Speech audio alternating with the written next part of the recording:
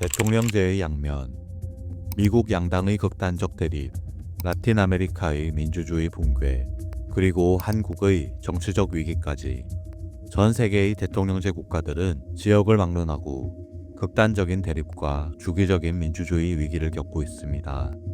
과연 대통령제는 민주주의의 안정성을 위협하는 시한폭탄일까요?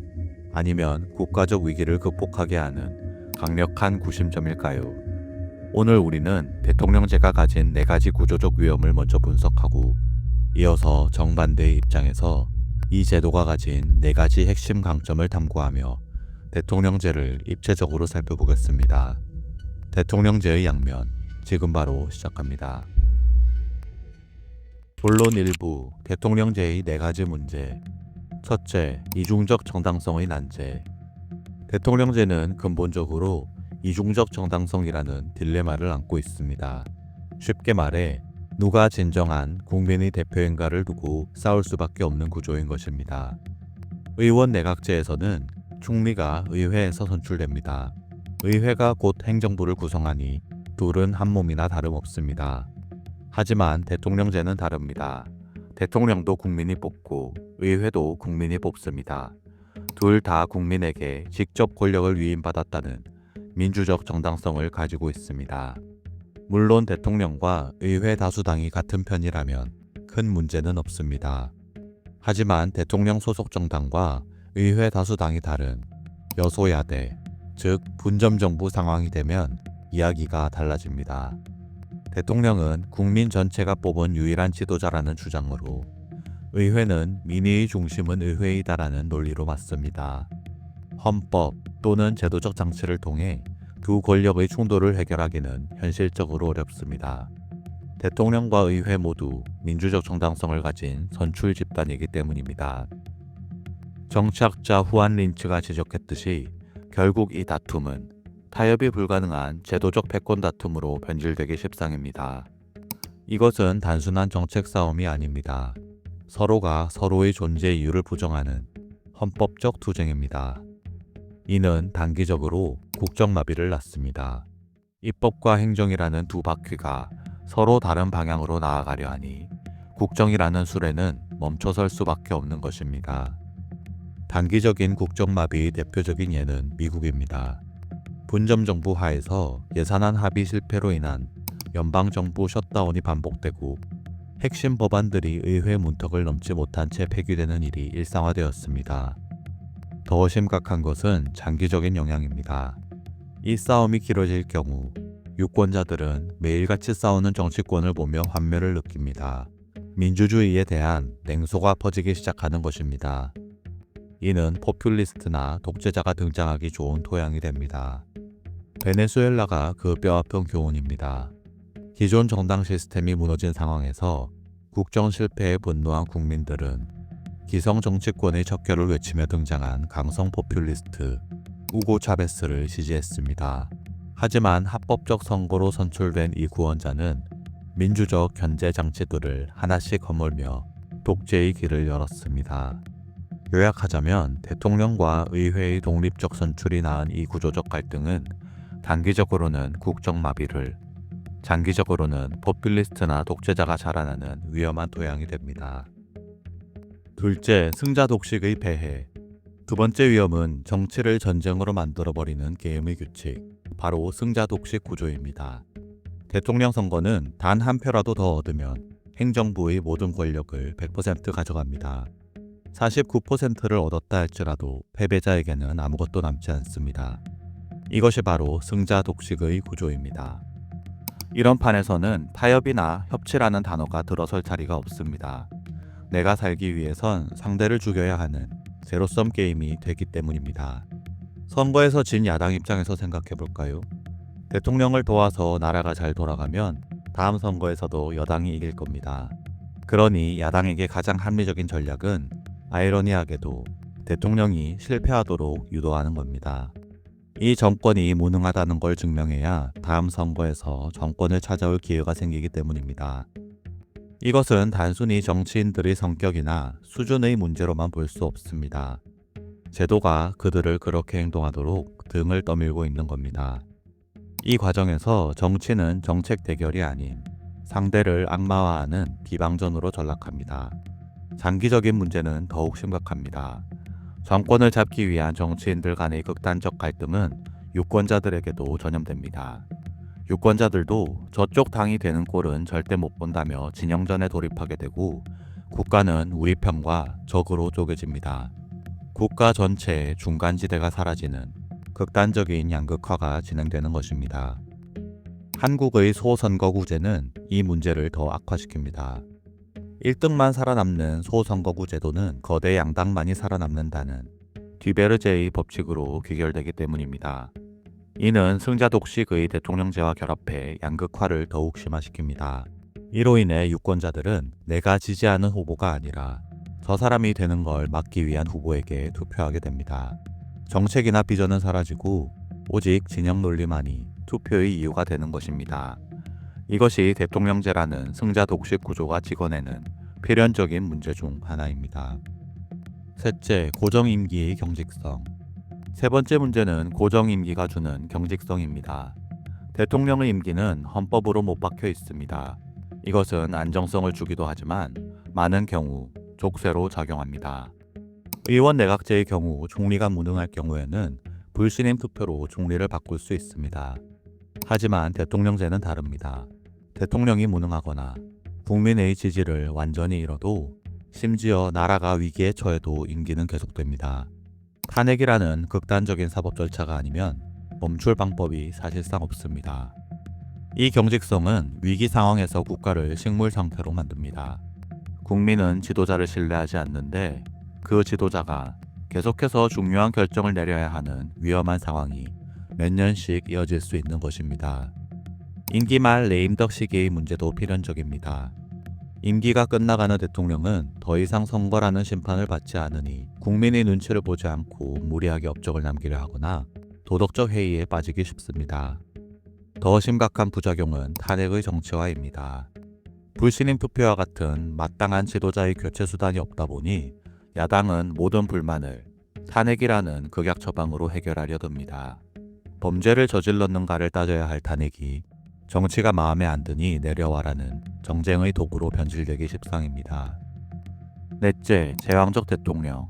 마지막 네 번째 위험, 바로 제왕적 대통령의 출현입니다. 분명 헌법은 상권 분립을 말하는데 현실의 대통령은 마치 입법 모아사법부 위에 군림하는 제왕처럼 행동합니다. 왜 그럴까요? 대통령제는 구조적으로 행정부 수반에게 권력이 쏠릴 수밖에 없는 위험을 안고 있습니다.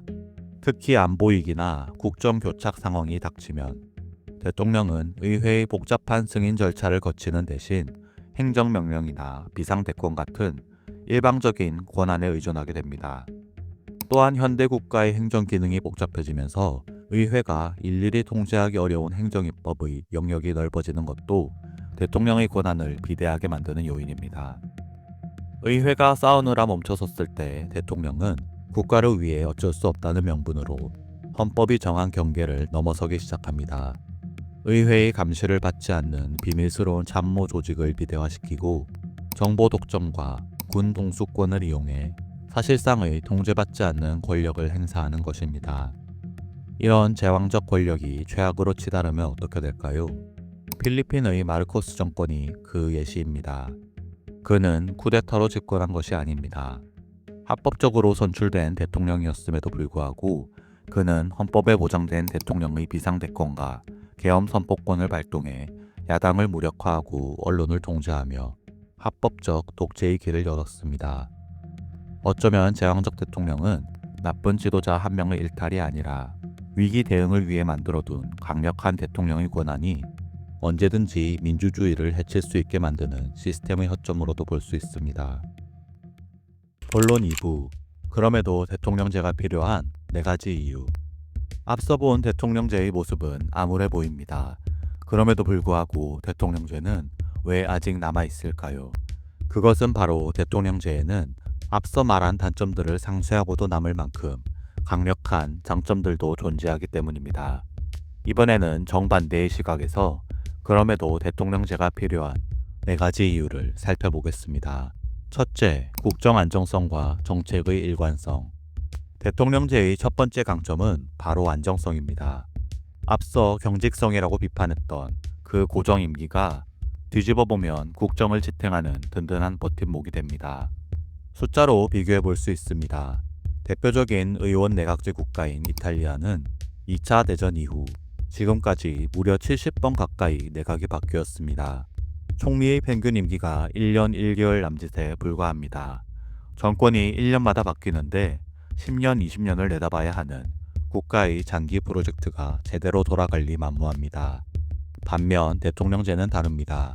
의회에서 정당끼리 싸우든 말든 행정부는 헌법이 보장한 기간 동안 자리를 지킵니다.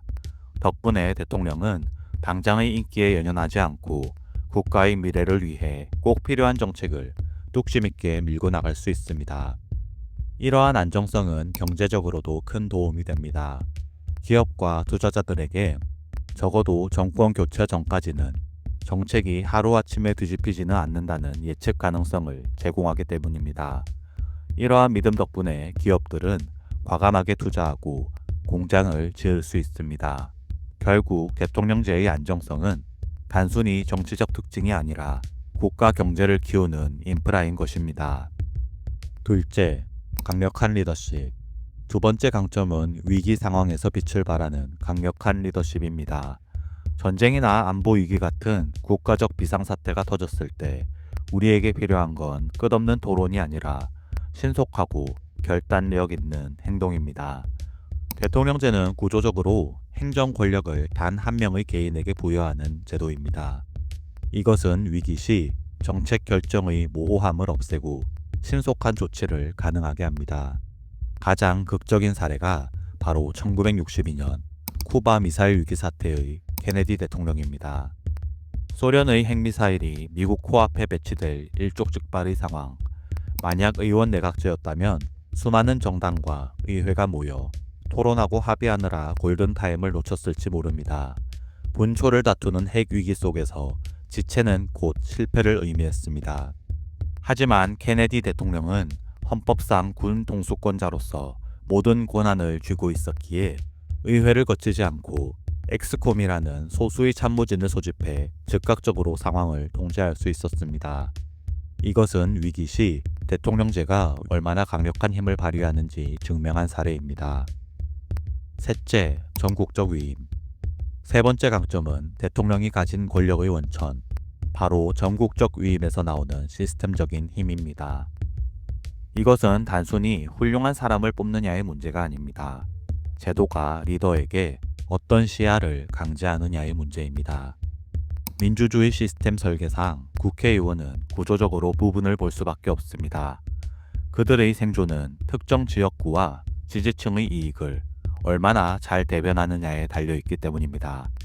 반면 대통령은 유일하게 온 국민이 직접 선출하는 공직자입니다. 이 선출 방식의 차이가 대통령에게 의원들과는 전혀 다른 대국적 시야를 갖도록 강제합니다. 미국의 아이젠하워 대통령의 고속도로 시스템 구축이 그 대표적인 사례입니다. 당시만 해도 주 간 고속도로 시스템은 막대한 예산과 주 정부 간 이해관계 때문에 의회에서 반대가 심했습니다. 아이젠하워의 초기 계획이 의회에서 거부당하기도 했습니다. 그는 이 도로망이 냉전시대 국가안보에 필수적이라는 명분으로 의회를 설득했고 야당과 타협하며 초당적인 협력을 이끌어냈습니다. 대통령이 강력한 비전을 제시하고 정치력을 발휘한 덕분에 미국은 4만 1,000마일에 달하는 경제 동맥을 완성할 수 있었습니다. 의회가 파벌과 지역 이기주의로 지켜나갈 때 헌법상 국가 전체의 이익을 대변하도록 설계된 대통령이라는 존재가 중심을 잡았기에 경제 동맥을 완성할 수 있었습니다. 이것이 바로 인물의 능력을 넘어선 대통령제가 가진 시스템의 힘입니다. 넷째, 권력 분립. 마지막은 아이러니하게도 권력 분립입니다. 의원 내각제 국가에서는 융합이 일어납니다. 다수당이 행정부인 내각을 구성하고 동시에 법을 만드는 입법부까지 장악합니다. 행정부와 입법부가 사실상 한 몸인 것입니다. 이 경우 견제 장치는 제대로 작동하지 않습니다. 영국의 사례가 대표적입니다. 영국에서는 집권당이 의회 과반을 차지하면 총리는 사실상 아무런 제약 없이 원하는 법안을 통과시킬 수 있습니다. 이를 두고 일각에서는 선출된 독재라고 비판하기도 합니다. 견제받지 않는 권력은 그만큼 위험하다는 것입니다. 하지만 대통령제는 다릅니다. 이곳에서는 입법부와 행정부가 서로를 견제하도록 설계되어 있습니다. 최근에는 대통령제 국가에서도 여당이 대통령과 원팀을 강조하며 일체화되는 경향이 강해진 것은 사실입니다. 그럼에도 불구하고 구조적으로 둘은 완벽한 한 몸이 될 수 없습니다. 선출되는 뿌리가 다르기 때문입니다. 국회의원은 결국 다음 선거에서 대통령이 아닌 자기 지역구 유권자들의 표로 심판받아야 합니다. 그렇기에 아무리 같은 당이더라도 민심이 요동치는 결정적인 순간에는 자신의 정치적 생존을 위해서라도 행정부와 거리를 두는 경우가 생기게 됩니다. 의원 내각제처럼 총리가 공식적으로 공천권과 해상권을 쥐고 의원들을 통제하는 구조와는 근본적으로 다른 것입니다. 여소야대 상황이라면 견제는 더욱 강력해집니다. 의회는 예산과 법안에 대한 승인 권한을 활용해 대통령을 견제하고, 반대로 대통령은 의회 입법을 거부권이라는 방패로 막아섭니다. 서로가 서로의 발목을 잡으며 독단을 막는 것입니다. 물론 이 과정은 시끄럽고 비효율적으로 보일 수 있습니다. 하지만 이 마찰은 시스템의 오류가 아니라 애초에 그렇게 의도된 기능입니다. 헌법은 권력이 한 곳으로 쏠려 국민의 자유를 침해하는 것을 막기 위해 일부러 권력자들이 서로 싸우고 교착 상태에 빠지도록 설계한 것입니다. 신속함보다는 신중함을, 효율성보다는 자유를 지키기 위한 설계. 이것이 대통령제의 권력 분립 효과입니다. 최종 정리. 오늘 우리는 대통령제가 가진 구조적인 장점과 단점들을 입체적으로 살펴봤습니다. 긍정적인 측면으로는 위기 상황에서 신속한 결단을 내릴 수 있는 리더십, 임기 보장을 통해 장기적인 정책을 추진할 수 있는 안정성, 그리고 전국적 지지를 바탕으로 이해관계를 조정할 수 있는 통합의 기능과 권력 분립의 원리입니다. 하지만 반대편에 있는 구조적 위험 또한 분명합니다. 입법부와 행정부의 충돌로 인한 국정교착, 승자독식 구조가 낳는 극단적인 정치 양극화, 그리고 권력 집중이 초래할 수 있는 독단의 가능성입니다. 결국 대통령제는 효율성과 안정성을 확보하기 위해 유연성과 협치를 일정 부분 희생하도록 설계된 제도라고 볼 수 있습니다. 우리가 목격하는 정치적 갈등은 어쩌면 이 제도가 작동하는 과정에서 발생하는 필연적인 비용일 수도 있습니다. 우리는 이 제도를 그대로 유지해야 할까요? 아니면 이 비용을 줄이기 위해 결선 투표제를 도입해 대표성을 강화하거나 4년 중임제로의 책임성을 높이는 등 현재의 시스템을 보완해야 할까요? 그것도 아니면 권력 구조 자체를 바꾸는 근본적인 변화를 고민해야 할까요? 대통령제의 득과실, 여러분들은 어떻게 생각하십니까? 영상을 끝까지 시청해 주셔서 감사합니다. 영상이 유익하셨다면 구독과 좋아요, 알림 설정 부탁드립니다. 그리고 대통령제의 미래에 대한 여러분들의 의견도 댓글로 남겨주세요. 지금까지 지식의 균형이었습니다.